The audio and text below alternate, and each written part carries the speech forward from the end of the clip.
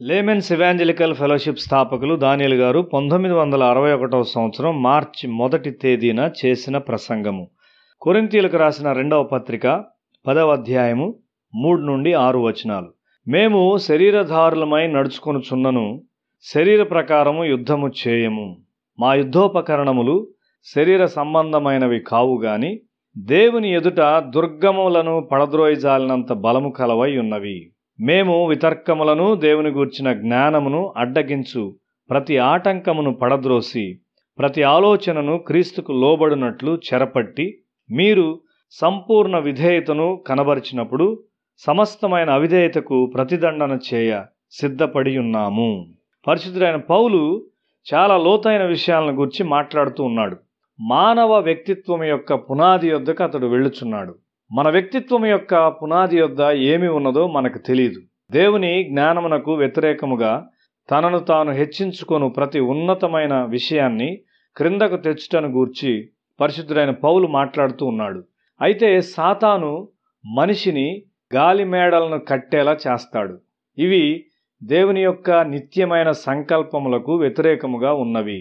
అటువంటి మనిషికి దేవుని కొరకు సమయం ఉండదు. అతడు జీవవాక్యమును తిరస్కరించుట ద్వారా ప్రపంచపు విశిష్టతను లక్ష్య పెడుతూ ఉంటాడు. నరుల చెడుతనము భూమి మీద గొప్పదనియు, వారి హృదయం యొక్క తలంపుల్లోని ఊహ అంతయు ఎల్లప్పుడూ కేవలము చెడ్డదనియు యెహోవా చూచి అని ఆదికాండము 6వ అధ్యాయము 5వ వచనంలో చూస్తున్నాము. మనుష్యుని వ్యక్తిత్వం యొక్క పునాదుల్లోనే చెడుగు ఉన్నదని దేవుడు చూచాడు. ఒక దినాన ఆలోచనలు అకస్మాత్తుగా నీ వ్యక్తిత్వాన్ని నాశనం చేస్తాయి. అబ్షాలోము ఆలోచనలు అట్లే ఉన్నవి. అతడు త్వరలో రాజవుతానని తలంచాడు. తన తండ్రిని చంపి తన సహోదరులను చెరసాల్లో పెట్టదలిచాడు. అయితే అతడు చెట్టుకు వ్రేలాడుచూ ఉండగా అతని గుండె లోపలికి బాణములు దూసుకుని వెళ్ళునని అతనికి తెలియదు. మన ధ్యానాలు మరియు ప్రార్థనల ద్వారా ఈ ఊహలను క్రిందకు నెట్టి దేవుని తలంపులతో మనలను మనం నింపుకొనకపోయినట్లయితే మనము ప్రమాదంలో ఉన్నాము. యాకోబు తన స్వంత ఊహల మీద ఆనుకున్నాడు.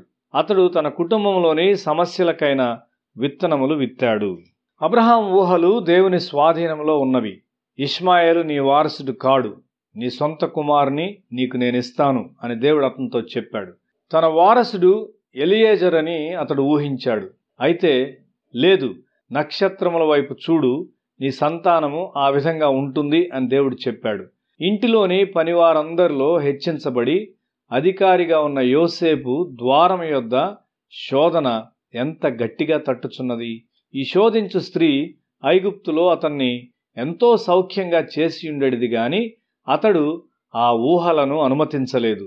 చాలామంది వారి ఆత్మీయ జీవితమును బాగా ప్రారంభిస్తారు గాని వారు లోకాశలకు లొంగిపోయి దేవునితో సంబంధాన్ని పోగొట్టుకుంటారు. అటువంటి ఊహలకు మోషే లొంగిపోలేదు. ఇశ్రాయేలీయులను విమోచించుటను గూర్చిన ప్రశ్నయే అతని మనస్సును పట్టుకొని ఉన్నది. దేవుని ప్రణాళికల విషయమైన దర్శనము కొరకు దినదినము అతడు దేవుని యొద్దకు వెళ్తుండేవాడు. ప్రతి దేవుని సేవకుడు తన ఊహల విషయమై చాలా జాగ్రత్తగా ఉండవలసి ఉన్నాడు.